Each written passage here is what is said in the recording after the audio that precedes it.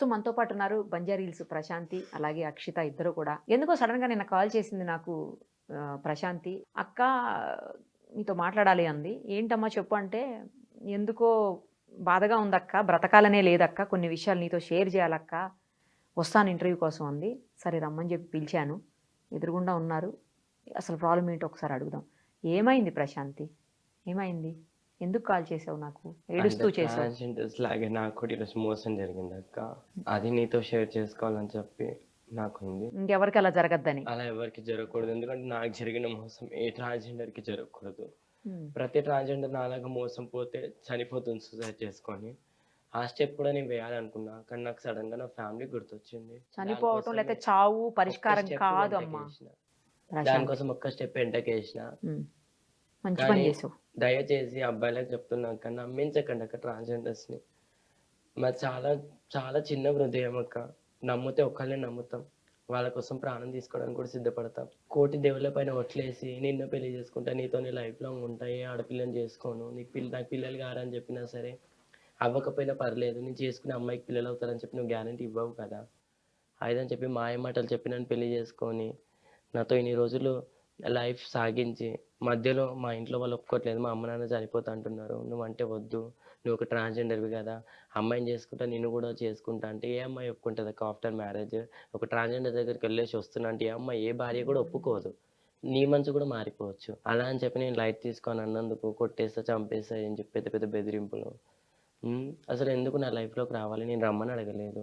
నన్ను పెళ్లి చేసుకోమని అడగలేదు. నాతో ఇన్ని రోజులు లైఫ్ లీడ్ చేయని చెప్పి నేను అడగలేదు. రావాలి ఎందుకు? మోసం చేయాలి ఎందుకు? నీకు డబ్బు కావాలా ట్రాన్స్‌జెండర్స్ డబ్బు? అడుగు. ఒక అక్కలాగా నన్ను అడిగేదుండే. ఒక ఫ్రెండ్‌లాగా అడిగేదుండే. నేను ఇచ్చేదాన్ని. ఒక ట్రాన్స్‌జెండర్స్ లైఫ్‌లోకొచ్చి డబ్బు కావాలి, ప్రేమ, దోమ అని చెప్పి పెళ్లి అదని చెప్పి మోసం చేసి, ఉన్నన్ని రోజులు ఎంజాయ్ చేసి, నాకంటే ఇంకొక రూపాయి ఎక్కువ పెట్టే వాళ్ళ దగ్గరికెళ్ళిపోవడం అస్సలు కరెక్ట్ కాదక్క అది. నేనొక మనిషినే కదక్క! నాకు కూడా మనసుంది కదక్క! కాదమ్మా మీకు తెలుసు గదా! వాళ్ళు ఎలాగో అలాగే చెప్తారు. వాళ్ళు మోసం జేస్తారు. గతంలో ఎన్ని జూసాం మనం. మొన్న ఈ మధ్యనే గదా! ఆమెది గూడా జూసాము. 'దీపికా బోనం.' అంతకుముందు చాలా జరిగాయంట. ఇప్పుడుకొక 60, 70 ఇలాంటి సంఘటనలు జరిగాయని ఆ రోజు మీరే జెప్పారు అందరూను. మళ్ళీ ఎందుకు మీరు తెలిసి తెలిసి ఎందుకట్లా జేస్తారు మీరు? ప్రేమ పిచ్చిదక్క. ఒక్క దేవుడి పైన ఒట్టేసిందంటే నమ్మకుండా ఉండొచ్చు. రోడ్డు పైన చిన్న పాము పుట్ట కనిపించినా సరే దానిపైన గూడా ఒట్టేసి నువ్వే నువ్వే ప్రపంచం, నువ్వే ప్రపంచం అంటే ఎవరు నమ్మకుండా ఉంటారక్క? పైగా మేము ఎట్లాంటోళ్ళమో వాళ్ళకి కూడా తెలుసు. మా బలహీనత ఎట్లాంటిదో కూడా వాళ్ళకి తెలుసు. తొందరగా మేము లొంగిపోతామని తెలుసు. మమ్మల్ని లొంగదీసుకొని వాళ్ళకిష్టమైనట్టు వాళ్ళు వాడుకొని ఇలా నడి రోడ్లో వదిలేసి ఎళ్ళిపోతే మా లైఫ్ ఏం కావాలక్క? హ్మ్. ఎవ్వరు లేకుంటే దేవుడు పంపించిన ఒక వరమేమో అనుకోని టోటల్ సర్వస్వం మీరే అనుకోని భర్త అయినా, పిల్లలైనా మీరే అనుకోని వాళ్ళని చూసుకుంటే ఈరోజు మీరొద్దు, మీరు కాదు అని చెప్పి నడి రోడ్లో వదిలేసిపోతే మా లైఫ్ ఏమవుతదక్క? మీరు గూడా తెలిసి తెలిసి ఎందుకమ్మా అట్లా? సంఘటనలు జరుగుతున్నాయి చూస్తున్నా గూడా మీరు అలాంటి వాళ్ళకి దూరంగా ఉండాలి గదా అక్షిత? వాళ్ళకి పని చేత గాదు. వాళ్ళ ఇంట్లో వాళ్ళు పట్టించుకోరు. ఓకే. మా దగ్గరేంటే డబ్బు జూసి మాత్రమే ఒక ట్రాన్స్‌జెండర్ దగ్గరకొస్తున్నారు. ఆ డబ్బు తిని తర్వాత మళ్ళీ వేరే వాళ్ళ ఇంట్లో వాళ్ళు సపోజ్ ఇప్పుడు నన్ను లవ్ చేస్తున్నా, నిన్ను పెళ్లి చేసుకుంటా అని జెప్తున్నారు. తర్వాత వాళ్ళ ఇంట్లో వాళ్ళకి జెప్పి వాళ్ళ ఇంట్లో వాళ్ళేమో ఒప్పుకోకపోతే మళ్ళీ మా ఇంట్లో వాళ్ళు మా అమ్మ చనిపోతా అంటుంది. ఒక ట్రాన్స్‌జెండర్ దగ్గరికెళ్తే అని అట్లా జెప్పి మళ్ళీ వెళ్లి వేరే మ్యారేజ్ జేసుకోవడం ఇవన్నీ జేస్తున్నారు. మీ ఫ్రెండ్స్‌లో గూడా చాలా జరిగే ఉంటాయిగా ఇలాంటివి? చాలా జరిగినాయి. మరెందుకు అలాంటప్పుడు ప్రశాంత్? ఇప్పుడెవరు బాధపడుతున్నారు? మీరే గదా అందుకే బాధపడతారు. అక్క అందరూ చెప్పేదొక్కటే. దయచేసి మా దగ్గరకొస్తే మీ ఇంట్లో ఫస్ట్ అమ్మ నాన్నని ఒప్పించుకొని రండి. నేను ఒక ట్రాన్స్‌జెండర్‌ని లవ్ చేస్తున్నా, ఇష్టపడుతున్నా. తను గూడా ఒక అమ్మాయే. తనని నేను పెళ్లి చేసుకోవాలనుకుంటున్నా. మేబీ తనకైతే పిల్లలవ్వరు. నేను చేసుకునే అమ్మాయి గూడా అవ్వచ్చు, అవ్వకపోవచ్చు. కానీ తను గూడా ఒక మనిషే గదా! అని చెప్పేసి మీ ఇంట్లో ఒప్పించుకొని మా దగ్గరికి రండి. అంతేగాని ఇలా మా లైఫ్‌తోని ఆడుకోకండి. మేము మనుషులమే. మేము కూడా ఒక తల్లి గర్భం నుంచే 9 నెలలు కని మోసి పెంచుతూనే మేము గూడా ఈరోజు ఇంత పెద్దగయ్యి మీ పంచన వచ్చి మీ మాయ మాటలకు మీ కాళ్ళ కాడ పడుంటున్నాం. దయచేసి నాకు జరిగి మా ఇద్దరికి జరిగినట్టు ఎవరికీ కూడా జరగొద్దు. ఇప్పుడు సేమ్ పరిస్థితా అక్షితది గూడా? సేమ్ అక్క. ఆ! నాతో ఉన్నాడు. మ్యారేజ్ గూడా జేసుకుంటా అన్నాడు. నాతో ఉన్న తర్వాత మ్యారేజ్ జేసుకొని నేను ఆ అమ్మాయికి గూడా జెప్తా, నేను నీతోనే ఉంటా అని. ఏ అమ్మాయైనా ఒప్పుకుంటదక్క ఒక ట్రాన్స్‌జెండర్ నీతో ఉంటా, నీతో ఉంటా అంటే? ఒప్పుకోదు గదా! అట్లా అని జెప్పి వాళ్ళ ఇంట్లో వాళ్ళకి జెప్పిండనమాట. హ్మ్. నేను ఇతను ఉంటున్నా అంటే వాళ్ళ ఇంట్లో వాళ్ళు గూడా నాకు కాల్ జేసి అతనికి దెల్వదా నేను ట్రాన్స్‌జెండర్‌నని. నా హ్మ్. దగ్గరకొచ్చినప్పుడు వాళ్ళ ఇంట్లోళ్ళతో గూడా నన్ను తిట్టించిండ్రు. మా ఫ్యామిలీ వాళ్ళని గూడా మా మదర్ వాళ్ళు కాల్ జేసినప్పుడు మ్యారేజ్ జేసుకున్నాడు తను. మా మదర్ వాళ్ళు కాల్ జేసి ఇట్లిట్లా మీరు మా అమ్మాయికి ఏమైనా అయితే మాకే కదా బాధ. మీరు అందరూ హ్యాపీగా ఉన్నారు అని చెప్పి మా పేరెంట్స్ వాళ్ళకి ఫోన్ చేసి అంటే, వాళ్ళ అమ్మ చనిపోతా అంటే చనిపోమనండి అని వాళ్ళ ఫ్యామిలీ వాళ్ళు అంటున్నారు మమ్మల్ని. అంటే మేము మనుషుల్లా కనిపియట్లేదా? అంటే ప్రతి ఒక్క అబ్బాయికి ఒకటే చెప్తున్నా. మీకు లైఫ్ లాంగ్ మాతో ఉండాలనుకుంటేనే రండి.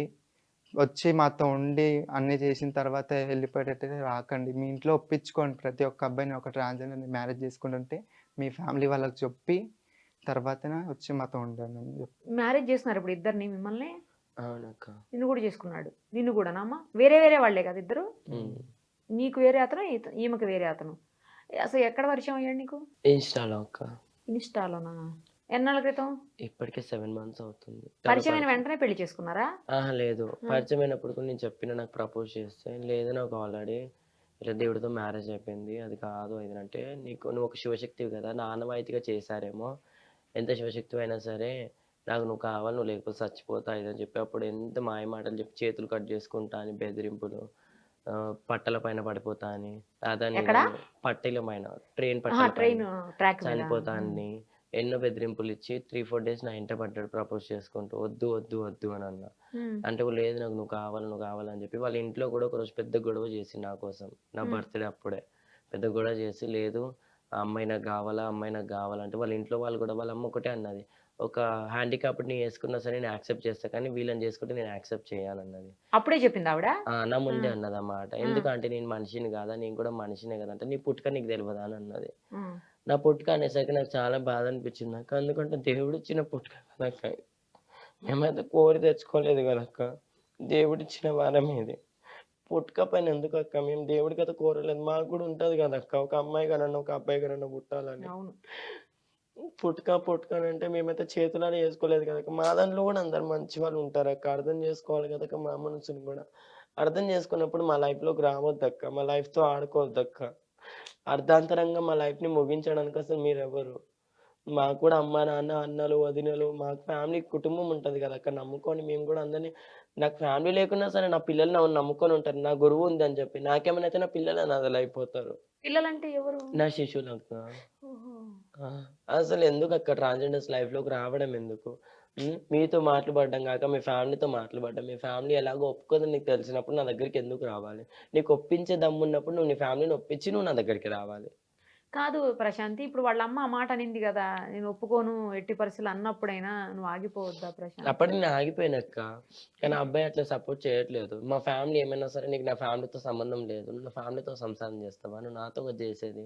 నీకు నా ఫ్యామిలీతో ఏం సంబంధం? నీకు నేనున్నా అదని చెప్పి అసలు ఎన్ని మాయమాటలక్క. ప్రతిదీ మాయ.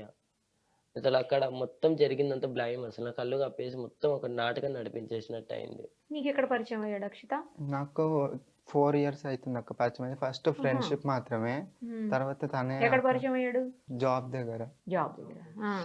ఫస్ట్ ఫ్రెండ్‌షిప్ ఉండే. తనే నాకు ప్రపోజ్ చేసిండనమాట. నేను యాక్సెప్ట్ చేయలే ఫస్ట్ స్టార్టింగ్‌లో. తర్వాత తన వల్ల నన్ను ఇట్లా లవ్ చేస్తున్నానని తెలిసి జాబ్ నుంచి కూడా తీసేసినారు. అయినా నేను తీసుకొచ్చుకొని నా దగ్గర పెట్టుకొని నేను చూసుకున్నా. నా దగ్గరనే ఉన్నాడు. తర్వాత మ్యారేజ్ నాకు ఎంగేజ్మెంట్ ఫిక్స్ అయిందని చెప్పిండు. ఇంకా నన్ను ఇన్వైట్ చేసిండు ఎంగేజ్మెంట్‌కి. ఆయన వెళ్ళాలి. మా ఫ్రెండ్స్ అందరూ అన్నారు, ఎందుకు ఉండడు. నేను టాటూ కూడా వేయించుకున్నాను ఇక్కడ. మా పేరెంట్స్ మీద కూడా నేను ఇంత ప్రేమ చూపియలేదు. తన మీద చూపించిన. వాళ్ళు మమ్మల్ని వదిలేసి వీళ్ళు హ్యాపీగానే ఉంటారక్క వెళ్ళి. మేము మా పేరెంట్స్ మాకున్నారు. మా పేరెంట్స్ మేము చూసుకోవాలి. మీరు మమ్మల్ని బాధ పెట్టాల్సి మేము చనిపోయినాం అనుకో మా పేరెంట్స్‌కి ఇబ్బంది. మీరు హ్యాపీగానే ఉంటారు. మీ ఫ్యామిలీ హ్యాపీగానే ఉంటది. లైఫ్ లాంగ్ బాధపడేది మేము. ఆ స్థానంలో ఇంకొకరిని కూడా ఊహించుకోలేము మేము. ఎందుకంటే నెక్స్ట్ వచ్చేవాడు కూడా అలాంటి వాడేనేమో. ఇంకా అసలు నమ్మలేము. అసలు సొసైటీలో అసలు ఎందుకు బ్రతుకుతున్నామో అనిపిస్తుంది. ఎక్కడికి వెళ్ళినా చులకనే. కానీ వచ్చినప్పుడు మాత్రం చాలా స్వీట్‌గా ఉంటాయి మాటలు. పోయేటప్పుడు ఎందుకు అట్లా చేసి వెళ్ళిపోతారు? నీకు ఇష్టం లేకపోతే ఫస్ట్‌లోనే చెప్పేయాలి. నార్మల్‌గా ఫ్రెండ్స్ లాగా ఉందాం. లేకపోతే బ్రదర్ అండ్ సిస్టర్ లాగా ఉందాం. అట్లైనా డబ్బులు పెట్టాల్సిందే కదా! నువ్వు ఫ్రెండ్ లాగా ఉన్నా సరే నువ్వు అడిగినప్పుడల్లా నీకు డబ్బులు ఇచ్చేదే. నువ్వు ఒక అక్క అన్నా సరే నీకు అడిగినప్పుడల్లా డబ్బులు ఇచ్చేదే.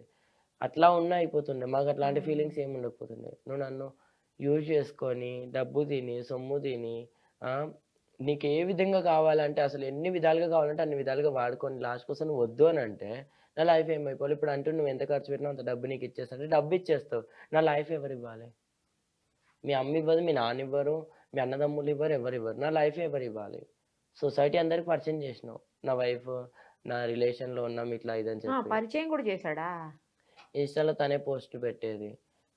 లైఫ్‌లోనే ఇదని చెప్పి నా ఇన్‌స్టాలో అన్నిట్లో తనే చూసుకునేది. ఐడీలు పెట్టుకునేది. ప్రతి ఒక్కటి చెప్పి నువ్వు అన్నీ షేర్ చేసేసి ఈరోజు నన్ను కాదు అని అంటే నాకు ఆల్రెడీ కూడా ఇన్‌స్టాలో కామెంట్స్ వస్తున్నాయి. ఎందుకు బయో తీసేసావు? ఏమైంది? నీకు కూడా అంత ట్రాన్స్‌జెండర్స్ లాగానే మోసం జరిగిందా?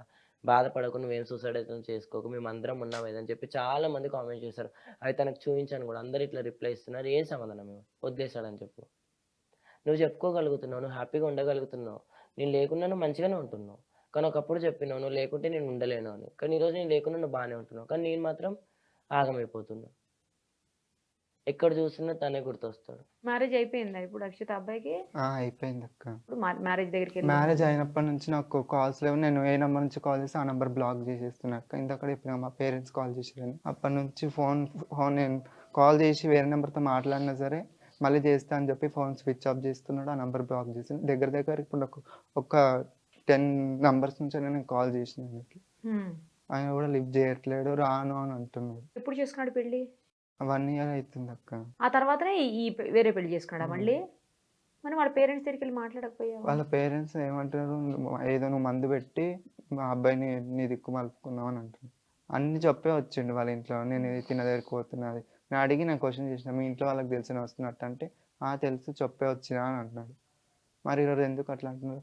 నేను ఒకటే చెప్తాక్క, మా ట్రాన్స్జెండర్ని మోసం చేసిన వాళ్ళు ఎప్పుడు బాగుపడరు, సర్వనాశనం అయిపోతారు. నిజంగా చెప్తున్నాను. మీకు పిల్లలు మాలాంటి పిల్లలు మీ ఇంట్లో పుడితే తెలుస్తుంది. నేను అదే కోరుకుంటా, మమ్మల్ని మోసం చేసిన వాళ్ళ ఇంట్లో మీకు పెళ్ళి అయిన మీరు హ్యాపీగా ఫీల్ అవుతారు. కానీ నేను ఒకటే చెప్తున్నా, మీకు పిల్లలు పుట్టినా మాలాంటి పిల్లలే పుడతారు. అప్పుడు మా బాధ ఏందో మీకు తెలుస్తుంది. అసలు ఏం చెప్పాలి, ఎట్లా చెప్పాలో కూడా నాకు అర్థం కావట్లేదు ప్రశాంతి. నేను ఫస్ట్ టైం ఇంటర్వ్యూ చేసినప్పుడు మీరిద్దరు ఎంత మంచిగా ఉన్నారో, ఇప్పుడు ఇద్దరు మారిపోయారు. అసలు పిచ్చి పిచ్చిగా అయిపోయారు. ఫేస్లన్నీ డల్ అయిపోయి. ఎందుకు ఏరి కోరి ఇట్లా చేసుకోవటం చెప్పండి ప్రశాంతి. అమ్మ ఎంత బాధపడుతుంది నీకోసం. ఆ రోజు అమ్మతో కూడా ఇంటర్వ్యూ చేశాను, గుర్తుందా నీకు? నిన్ను అమ్మని పెట్టి. ఇప్పటికి మా ఫ్యామిలీ బాధపడుతుంది అక్క. నా కూతురు నా కొడుకులాగా కూతురుగా మారిపోయింది. అయినా సరే నా కూతురికి ఇట్లా అయిపోయింది లైఫ్ అని చెప్పేసి. ఇప్పుడు ఇంట్లోనే ఉంటున్నావా? ఇంట్లోనే ఉంటున్నా. అప్పుడు మరి పెళ్లి చేసుకున్నప్పుడు వేరే వెళ్ళావా? లేదు, ఇంట్లోనే ఉన్నా. వాళ్ళ ఇంట్లో మా ఇంట్లో తెలియదు. మా ఇంట్లో రీసెంట్గా తెలిసింది. వాళ్ళ ఇంట్లో అప్పుడు నా బర్త్డే అప్పుడు తెలిసింది, డిసెంబర్లో. అన్నీ తెలుసక్క.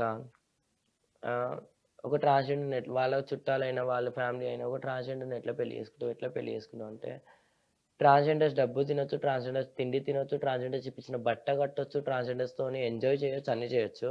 పెళ్లి విషయానికి వస్తే మాత్రం ట్రాన్స్జెండర్స్ పనికిరారు. ఇప్పుడు పైనుంచి కూడా జియోలు పాస్ అయినాయి. ట్రాన్స్జెండర్స్ కూడా మ్యారేజెస్కి ఈక్వల్ టు గర్ల్స్ అని చెప్పేసి. అంత పైకి వచ్చిన తర్వాత కూడా ఎందుకు మమ్మల్ని సొసైటీలో మనుషుల్లా చూడట్లేదు? నా మధ్యన చూశాను, ఒక ట్రాన్స్జెండర్స్ ఇద్దరు పెళ్లి చేసుకున్నారు. ఇద్దరు ట్రాన్స్జెండర్స్ పెళ్లి చేసుకున్నారు. మా ప్రెగ్నెంట్ కూడా అయ్యింది. ఇప్పుడు ఆ ఆప్షన్ కూడా వచ్చింది అక్క. బయట పైసా చేయించుకుంటున్నారు, బాగా కొంచెం డబ్బు ఖర్చు పెట్టి. అట్లా కూడా సర్జరీస్ కూడా వచ్చాయి.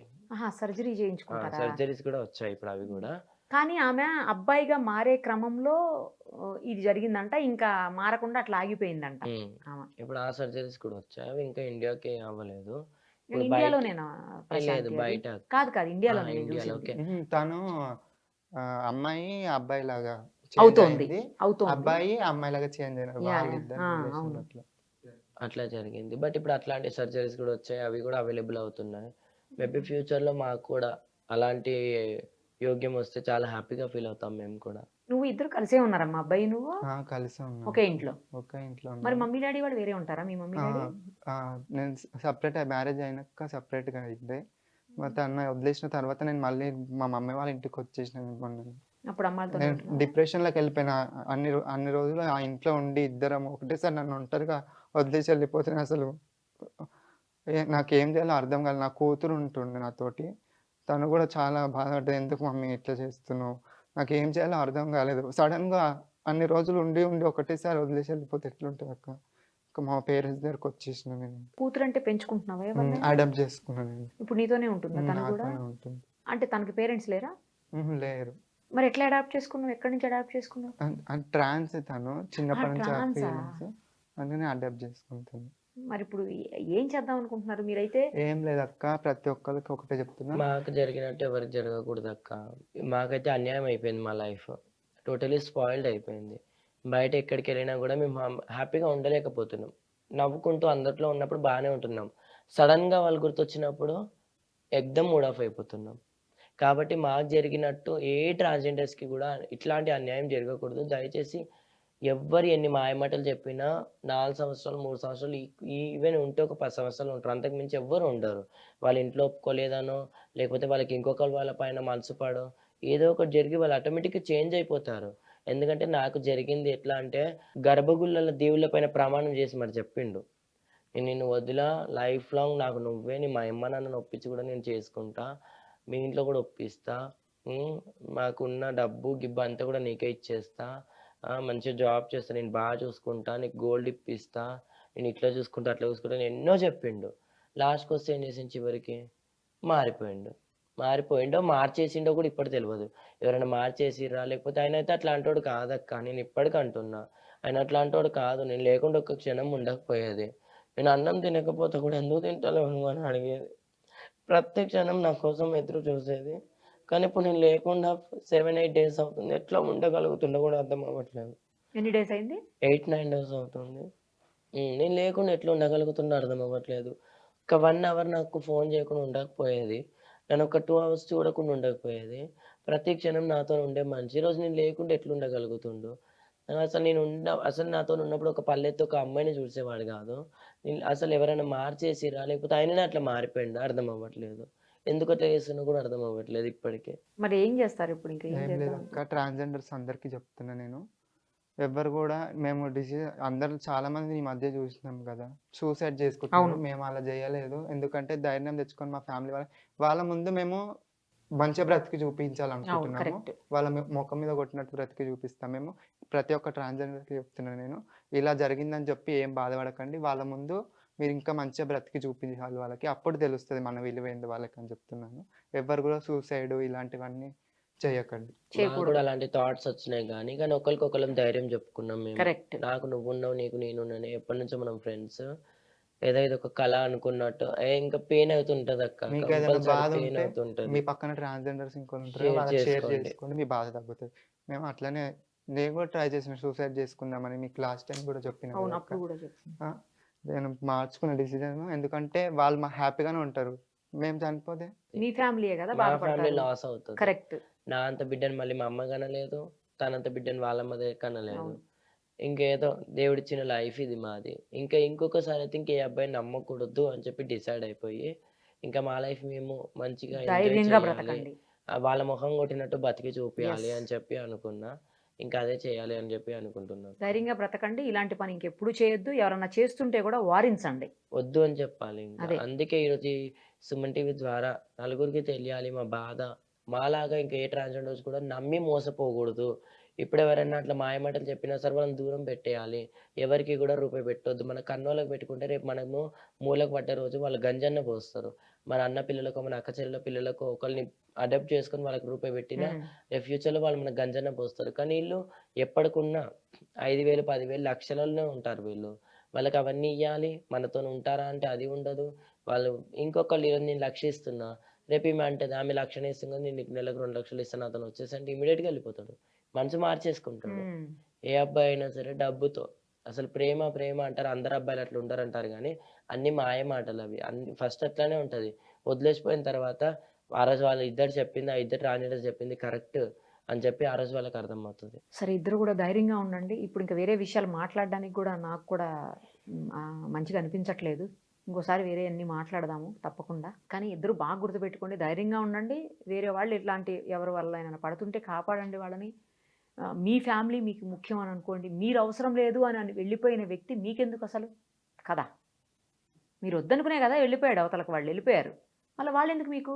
అంతే అక్క, ఇంకా వాళ్ళ దగ్గరికి వచ్చిన రాని అవసరం లేదు. ఇంకా పక్కా. జాగ్రత్తగా కానీ వాళ్ళకైతే చెప్తున్నా కదా 100% మేము ఎవ్వరు కూడా చేయనంత చూపించినంత ప్రేమ చూపిస్తున్నాం.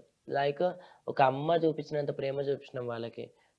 అట్లాంటి వాళ్ళకి పక్కా మేము లైఫ్‌లో గుర్తొస్తాం. అవి రోజులు కూడా దగ్గరలోనే ఉన్నాయి. మేము లేని ప్రతి క్షణం వాళ్ళు కుమిలి, కుమిలి, కుమిలి ఏడుస్తారు. ప్రతి సెకండ్ మేము గుర్తొస్తాం. వాళ్ళతోని ఉంటే మేము ఆ రోజు ఇట్లా ఉండేవాళ్ళం. ఈరోజు ఇట్లా అయిపోయినాం మేమని చెప్పి ఏ ఆడపిల్లతో ఉన్నా సరే వాళ్ళు హ్యాపీగా ఉండరు. ఎందుకంటే అంత చూసుకున్నాం మేము. ప్రతి సెకండ్, ప్రతి నిమిషం వాళ్ళు కుమిలిపోతారు. ఆ రోజులు కూడా వస్తాయి కంపల్సరీ. సరే మీరైతే ఏమి పిచ్చి పిచ్చి నిర్ణయాలు తీసుకోకండి. ఫ్యామిలీ గురించి మాత్రమే ఆలోచించుకోండి. మీ అమ్మ, నాన్న, అక్క చెల్లెళ్ళు, అన్న తమ్ముళ్ళు, వాళ్ళ పిల్లలు, వదినలు ఉంటారు కదా ఇంట్లో. వాళ్ళ గురించి ఆలోచించుకోండి. వాళ్ళ కోసం బ్రతకండి. మిమ్మల్ని మీరు ప్రూవ్ చేసుకుంటూ స్ట్రాంగ్‌గా బ్రతకండి. ఇంకొకళ్ళకి ఆదర్శంగా నిలవండి. ఎవరికి ఇబ్బంది కలుగుతుంటే అక్కడికి వెళ్లి మీరు వాళ్ళకి కూడా హెల్ప్ చేయండి. ఇలాంటి విషయాల్లో తప్పకుండా. సరేనా? ధైర్యంగా ఉండండి ఇద్దరును. ఓకేనా?